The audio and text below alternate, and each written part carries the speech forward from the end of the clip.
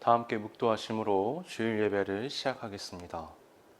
하나님은 영이시니 예배하는 자가 영과 진리로 예배할지니라.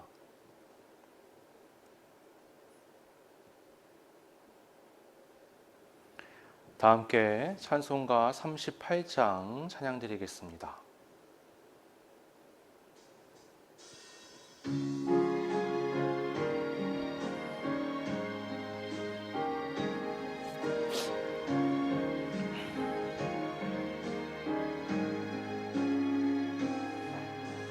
예수 우리 왕이여 이곳에 오셔서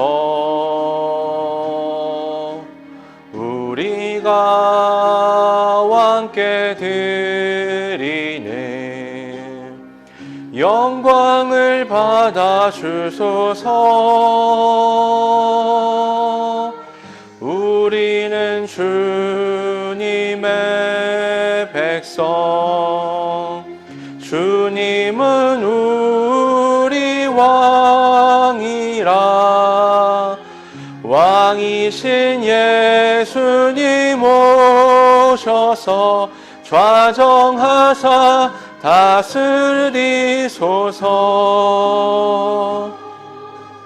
예수 우리 주시여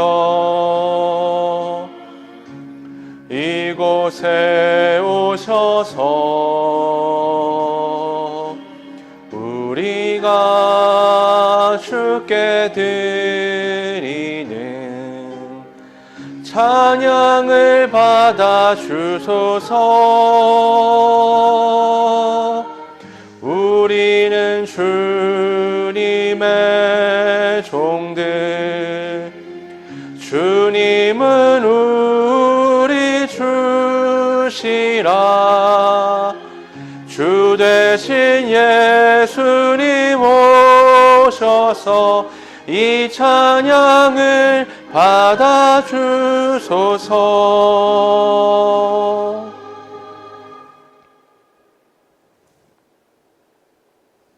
성시교도 교동문 41번입니다.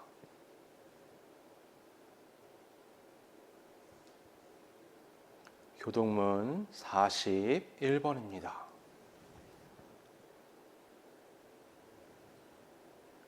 여호와께서 다스리시나니 땅은 즐거워하며 허다한 섬은 기뻐할지어다.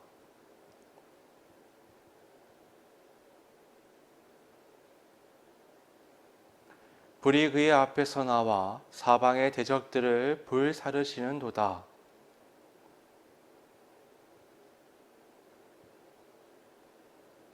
산들이 여호와의 앞 곧 온 땅의 주 앞에서 밀랍같이 녹았도다.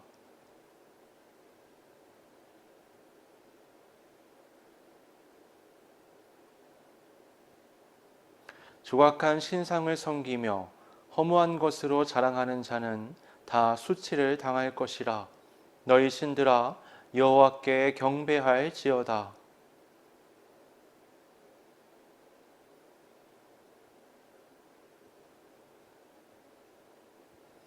여호와여 주는 온 땅 위에 지존하시고 모든 신들보다 위에 계시니이다.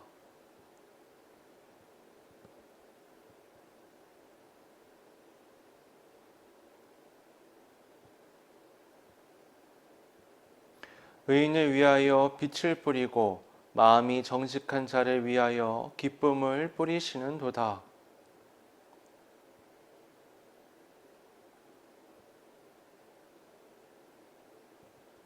아멘.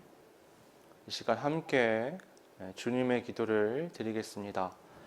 하늘에 계신 우리 아버지, 아버지의 이름을 거룩하게 하시며 아버지의 나라가 오게 하시며 아버지의 뜻이 하늘에서와 같이 땅에서도 이루어지게 하소서. 오늘 우리에게 일용할 양식을 주시고 우리가 우리에게 잘못한 사람을 용서하여 준 것 같이 우리 죄를 용서하여 주시고 우리를 시험에 빠지지 않게 하시고 악에서 구하소서. 나라와 권능과 영광이 영원히 아버지의 것입니다. 아멘.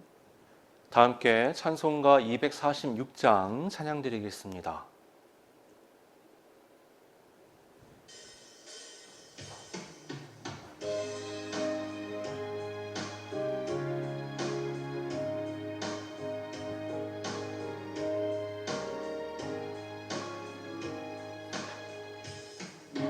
가나안 땅 귀한 성에 들어가려고 내 무거운 짐 벗어버렸네. 죄 중에 다시 방황할 일 전혀 없으니 저 생명 시내가에 살겠네. 길이 살겠네. 나 길이 살겠네. 저 생명 시내가에 살겠네. 길이 살겠네. 나 길이 살겠네. 저 생명 시내가에 살겠네. 불과 구름 기둥으로 인도하시니 나 가는 길이 형통하겠네. 그 요단강을 내가 지금 건넌 후에는 저 생명 시내가에 살겠네. 길이 살겠네. 나 길이 살겠네. 저 생명 시내가에 살겠네. 길이 살겠네. 나 길이 살겠네. 저 생명 시내가에 살겠네.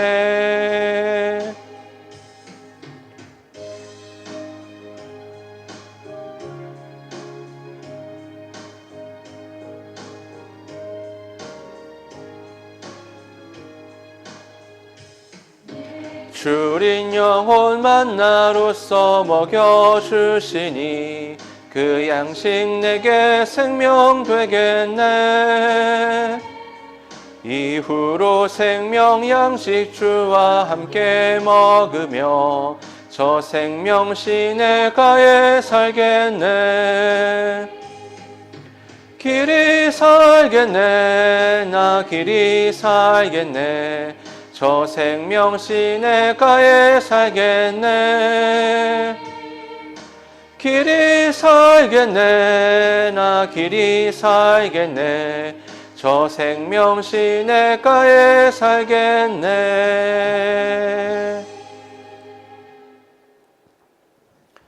기도하겠습니다. 아버지 하나님, 오늘은 거룩한 주일입니다. 우리 주 예수 그리스도 안에서 하나님의 놀라운 회복을 경험하며 또 미래의 완전한 회복을 꿈꾸는 그런 날입니다. 현재 온 세계는 고통하며 신음하고 있습니다. 예기치 못했던 질병이 만연해 있고 사람과 사람들 간에 불신과 고통의 씨앗들이 너무나 많이 뿌려져 있습니다. 그로 인해서 많은 사람들이 또 고민하고 고통하며 방황하고 있습니다. 이 거룩한 주일을 맞아 우리 역시 세상에서 그런 방황과 고통 가운데 있지만 우리 주 예수 그리스도 안에서 하나님의 그 공급하시는 놀라운 은혜를 경험하며 쉼과 또 회복을 경험하게 됩니다. 이 주일 그리스도 예수 안에서 우리가 회복하는 이 기쁨과 능력을 이 세상 가운데 빛과 소금이 되어 함께 나누고 공급하며 우리 주 예수 그리스도께서 그러하셨던 것처럼 세상에 생명을 불어넣는 삶이 될 수 있도록 주님 우리 한 사람 한 사람을 붙잡아 주시고 인도하여 주시옵소서. 우리가 드리는 이 예배 가운데 하나님 홀로 영광 받아 주시옵고 성령의 충만함으로 역사하여 주시옵소서. 이 시간 하나님의 말씀을 나눌 때에 그 말씀이 우리의 마음에 심겨지고 우리의 영혼을 솟게 하며 우리의 삶 가운데 열매 맺어 하나님께는 영광이요 우리 각자 개인에게는 놀라운 행복을 가져올 뿐만 아니라 세상에 생명을 공급할 수 있는 계기가 될 수 있도록 이 시간 역사하여 주시옵소서. 거룩하신 예수님의 이름으로 기도드립니다. 아멘. 하나님 말씀은 사사기 2장 8절부터 15절까지입니다.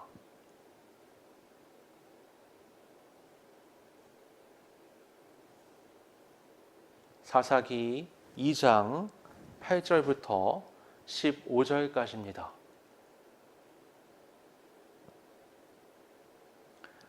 봉독하겠습니다.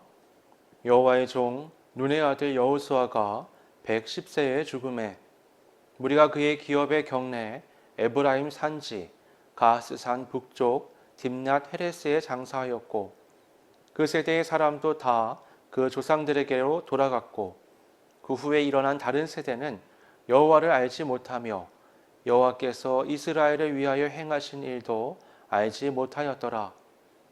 이스라엘 자손이 여호와의 목전에 악을 행하여 바알들을 섬기며 애굽 땅에서 그들을 인도하여 내신 그들의 조상들의 하나님 여호와를 버리고 다른 신들 곧 그들의 주위에 있는 백성의 신들을 따라 그들에게 절하여 여호와를 진노하시게 하였으되 곧 그들이 여호와를 버리고 바알과 아스다롯을 섬겼으므로 여호와께서 이스라엘에게 진노하사 노략하는 자의 손에 넘겨주사 그들이 노략을 당하게 하시며 또 주위에 있는 모든 대적의 손에 팔아 넘기심에 그들이 다시는 대적을 당하지 못하였으며 그들이 어디로 가든지 여호와의 손이 그들에게 재앙을 내리시니 곧 여호와께서 말씀하신 것과 같고 여호와께서 그들에게 맹세하신 것과 같아서 그들의 괴로움이 심하였더라. 아멘.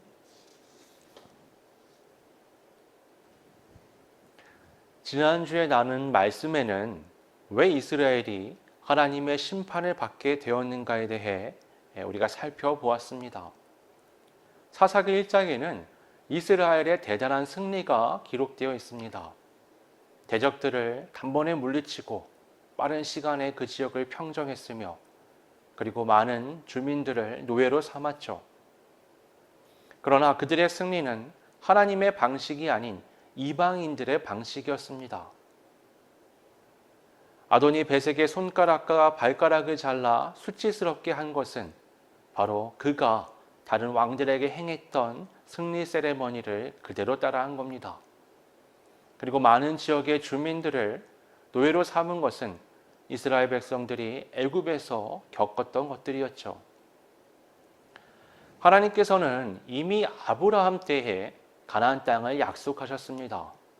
그러나 400년이 넘게 지금의 이스라엘 민족들이 이 사사기에서 정복하는 것과 같은 이때까지의 시간이 필요했던 것은 그 지역에 있는 주민들의 죄가 아직 다 차지 않았기 때문이었습니다.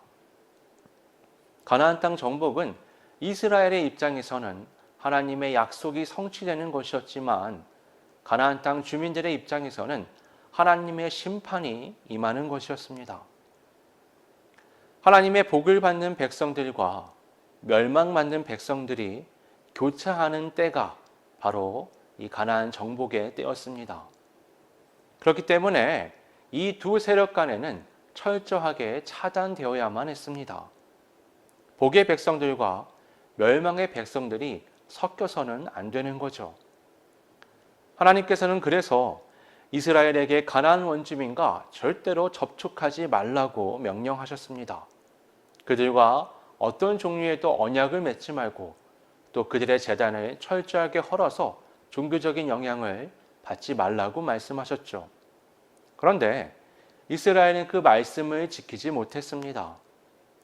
아도니 베색을 닮은 세레머니와 원주민을 노예로 삼았다는 것은 이미 그들이 그 가나안의 사상과 문화에 영향을 받기 시작했다는 것을 의미합니다. 우리의 관점에서 삶의 평안, 성공, 부, 명예와 같은 것들은 참 의미가 있습니다. 하지만 하나님의 관점에서는 우리가 하나님의 백성답게 살아가는 것이 더 큰 의미가 있습니다. 하나님의 백성답게 성공하고 하나님의 백성답게 부를 쌓고 하나님의 백성답게 명예를 얻어야만 합니다. 반대로 하나님의 백성답게 실패할 수 있습니다. 하나님의 백성답게 고난당할 수 있습니다. 하나님의 백성답게 고통을 경험할 수도 있는 겁니다. 인생에는 좋은 일과 나쁜 일이 계속해서 반복됩니다. 우리의 초점은 인생의 어떤 성공과 실패, 행복과 고통을 향해서는 안 됩니다. 하나님의 관점에서 하나님의 백성답게 하나님의 백성다운 삶에 초점이 맞춰져야 합니다. 하나님은 부를 약속하시지 않았습니다.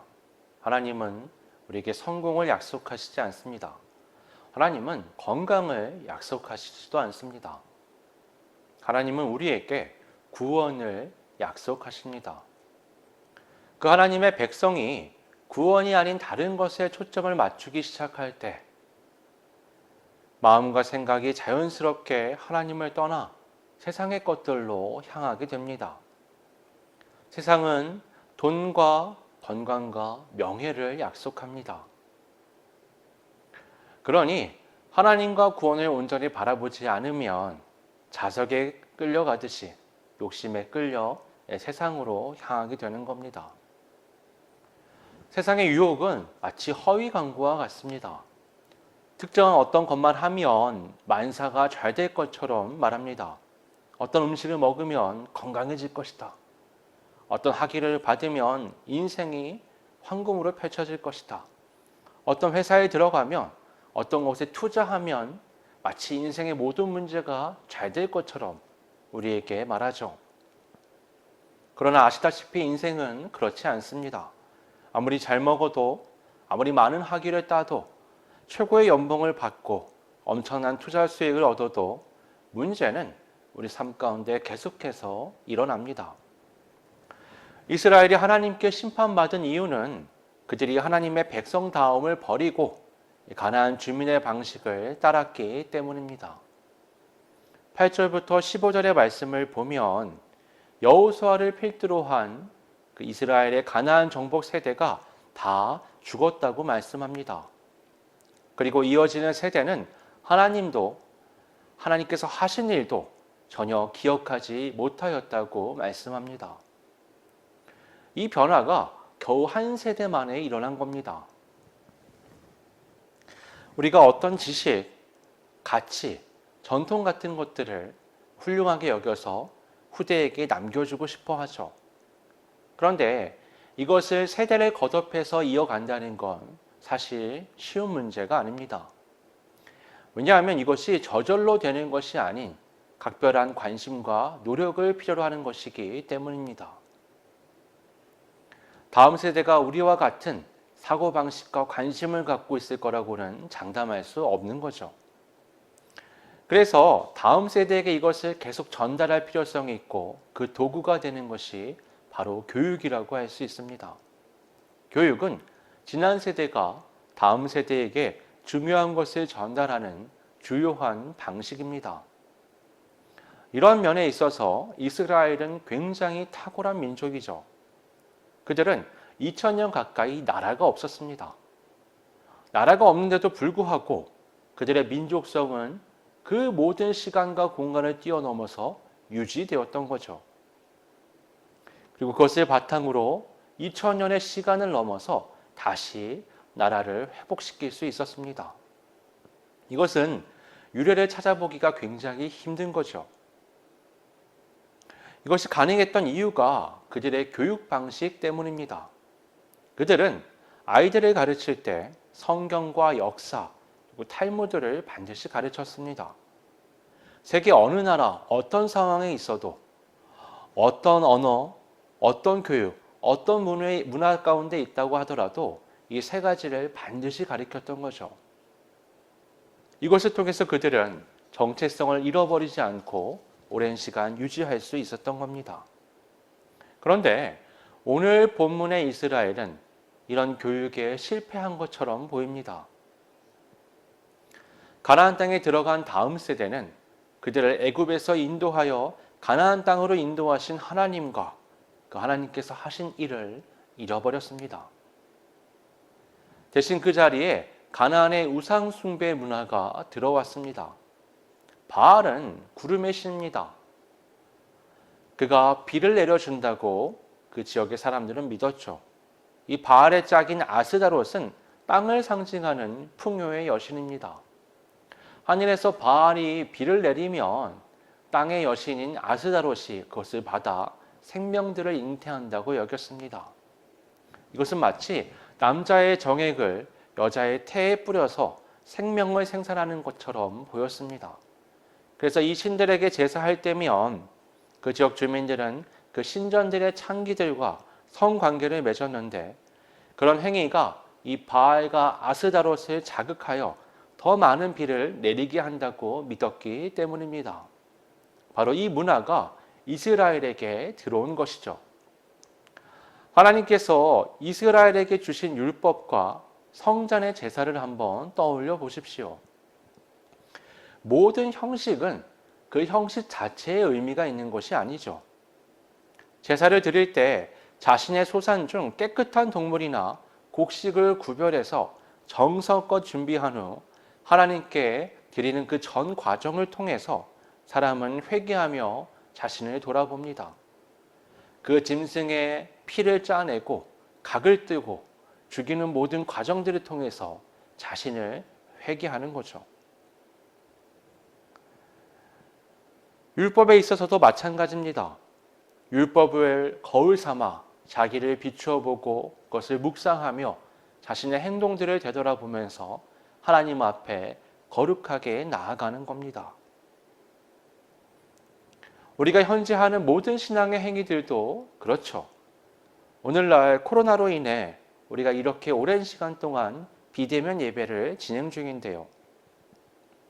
많은 사람들이 신실하게 영과 진리로 하나님 앞에 예배자로 서려고 합니다. 그런데 이상하게도 우리가 현장에서 모여서 예배하는 것과 이렇게 온라인으로 예배하는 것은 아무래도 차이가 있습니다. 우리의 마음가짐은 그렇게 안 하려고 하지만 우리가 드리는 예배의 이 형식들이 차이가 나기 때문에 우리의 마음가짐에도 영향이 있는 겁니다. 우리가 주일을 맞이하는 그 과정 속에서 예배를 기다리고 예배당으로 향하고 예배 때에 드려지는 모든 순서를 통해 우리는 하나님 앞에 영과 진리로 서는 마음가짐도 회복하게 되는 겁니다. 그런 면에서 볼 때 이 우상 숭배의 문화를 받아들이고 그것들을 행한 이스라엘이 무엇을 느꼈을까요? 그들의 내면이 어떻게 변화되어 갔을까요? 그들이 농사와 풍요에 집착할수록 바알과 아스다롯 숭배에 빠져들었을 것입니다. 그리고 그 문화 속에서 쾌락과 탐욕에 더 젖어들었을 것입니다. 그것들은 하나님 나라와는 이질적인 것들이었습니다. 그것들은 하나님께서 경멸하시는 것이었습니다.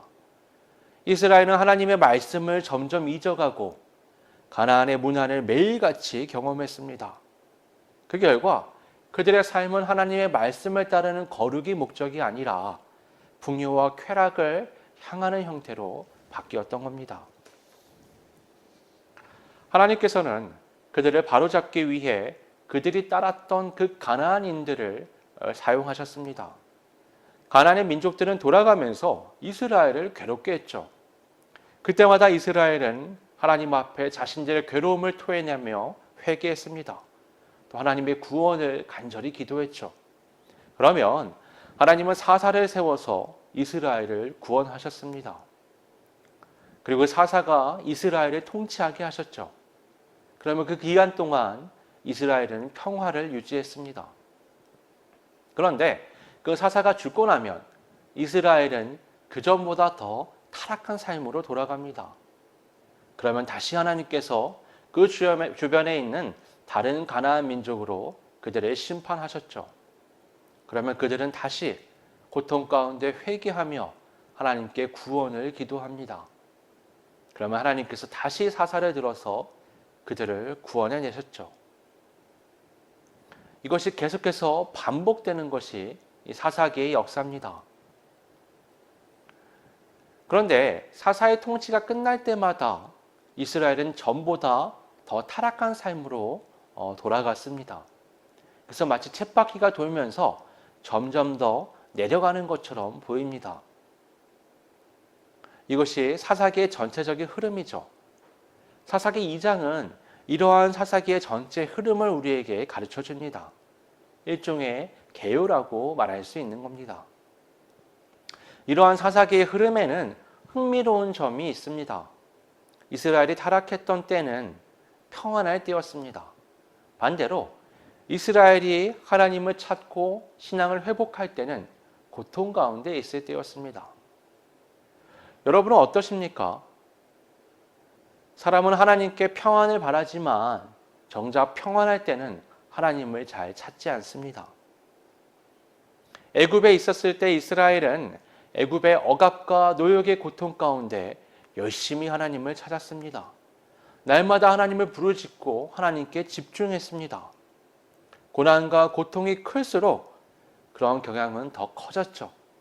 그런데 약속의 땅 가나안에 정착하자 그들은 하나님을 잊었습니다. 그들은 이제 머물 곳이 있습니다. 소산을 거둘 땅이 있습니다. 뿌리를 내리고 자손들을 펼칠 공간이 있습니다. 이상하게도 그런 상황에 놓이자 그들은 하나님을 잊었습니다. 그러다가 그 땅이 침범당하고 곡식을 빼앗기고 자녀들이 죽어나가자 다시 하나님을 찾기 시작했습니다. 하나님 앞에 무릎을 꿇고 회개하기 시작했습니다. 하나님의 구원을 간절하게 구했습니다. 이렇게 볼 때 우리의 삶이 무조건 평안한 것이 좋을까요? 반대로 우리 삶 가운데 우리가 기피하는 문제와 많은 고통이 꼭 나쁘다고 말할 수 있는 걸까요? 우리는 평안을 원하죠. 우리는 고난을 피하고 싶어 합니다. 그러나 그보다 더 중요한 것이 있습니다. 그것은 우리가 하나님을 기억하고 그의 말씀을 따라 삶을 살아가는 것입니다. 우리의 성공과 실패, 기쁨과 슬픔, 평안과 고난은 중요합니다. 하지만 그보다 중요한 것이 하나님의 백성답게 하나님과 관계 가운데 살아가는 것입니다. 세상의 모든 종교는 평안을 위한 것입니다. 그 과정이 어떠하든 나의 바라는 평안을 얻는 것이 종교를 갖는 목적이죠. 그러나 기독교 신앙은 다릅니다. 그리스도인의 목적은 내가 바라는 무엇이 아니죠. 그리스도인의 목적은 하나님의 바라심을 우리의 삶을 통해서 성취하는 겁니다. 하나님의 바라심은 우리가 하나님의 백성답게 거룩한 삶을 살아가는 거죠. 여러분, 이스라엘을 떠올려 보십시오. 그들의 고통은 하나님께서 주신 것입니다. 그들의 어려움은 그들의 잘못 때문이었지만 그것 때문에 고통당한 게 아니죠. 하나님께서 그들을 고통스럽게 하신 겁니다.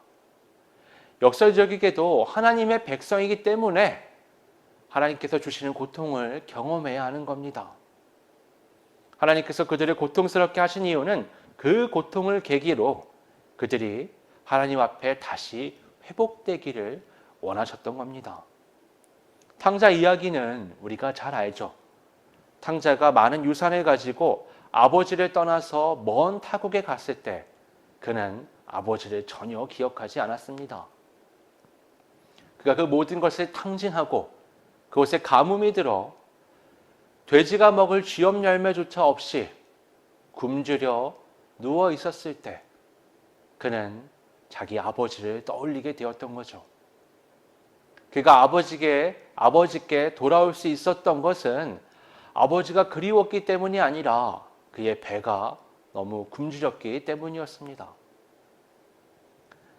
그런 부족한 아들이고 그런 치사한 이유였지만 그럼에도 불구하고 그 아버지와 아들은 관계가 회복됩니다. 그것이 가능했던 이유는 그런 부족한 아들이라도 그의 아버지가 그를 사랑으로 품고 기다렸기 때문이죠.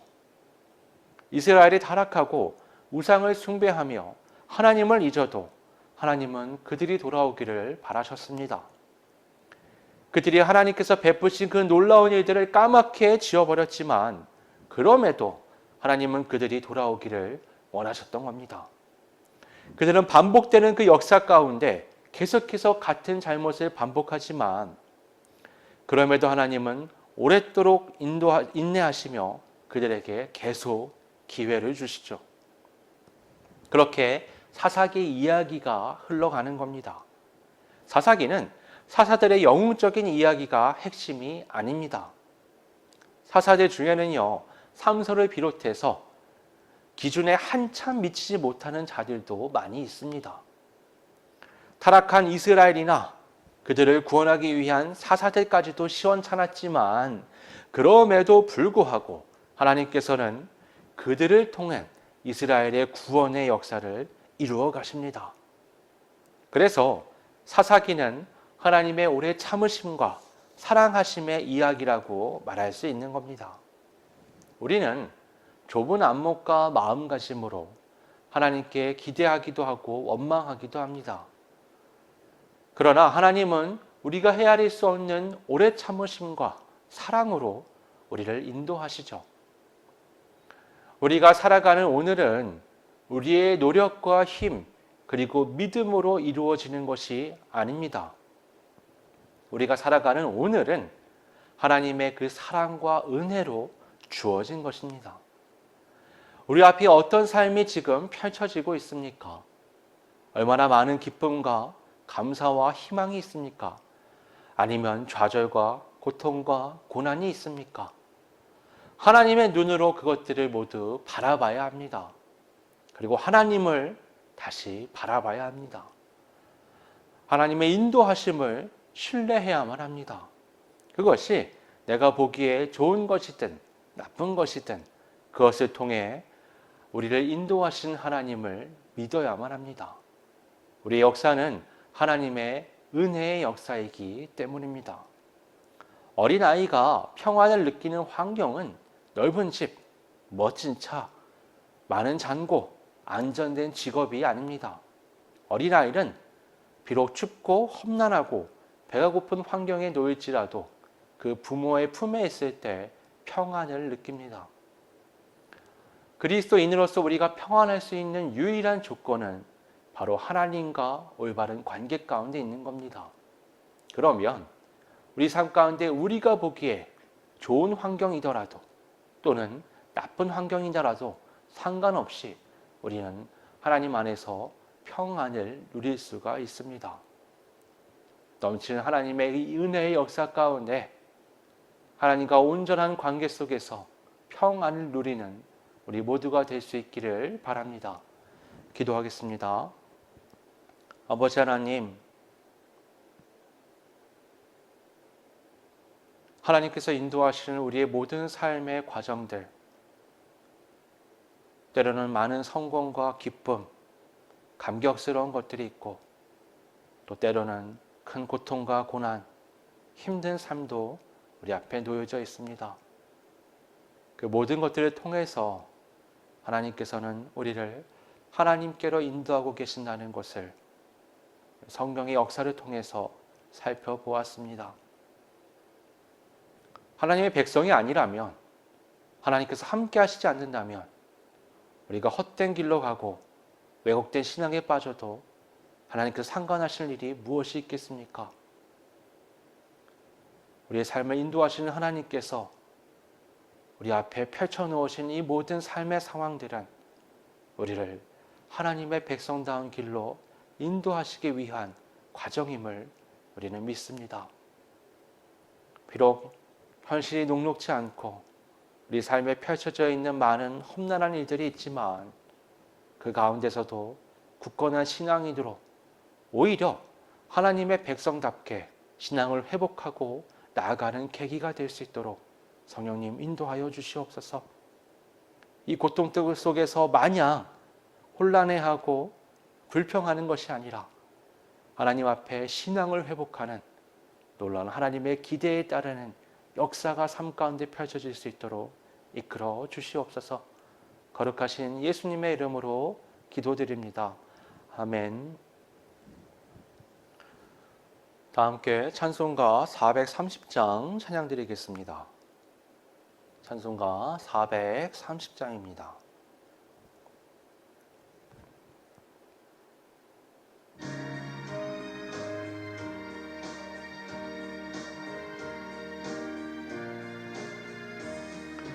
주와 같이 길 가는 것 즐거운 일 아닌가. 우리 주님 걸어가신 발자취를 밟겠네.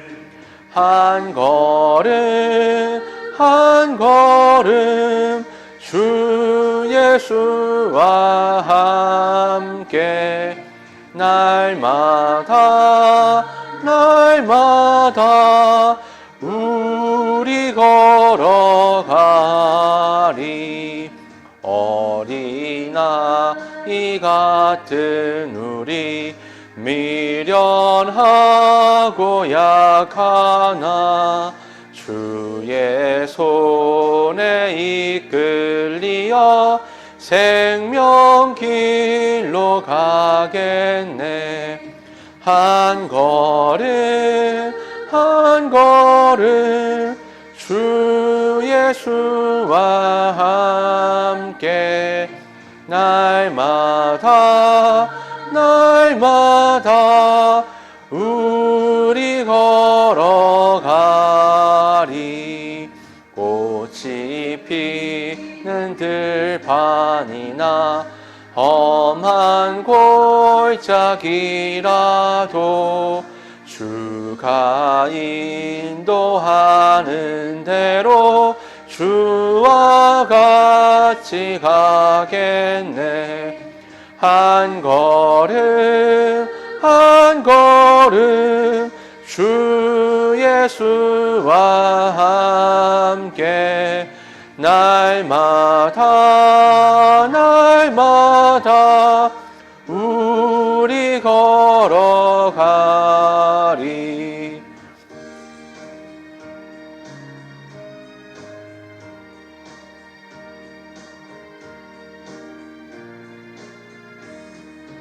옛 선지자 에녹같이 우리들도 천국에 들려 올라갈 때까지 주와 같이 걷겠네.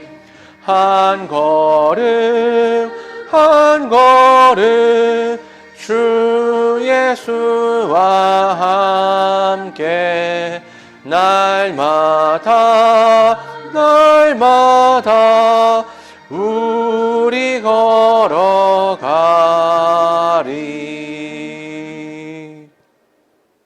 다 같이 기도하겠습니다.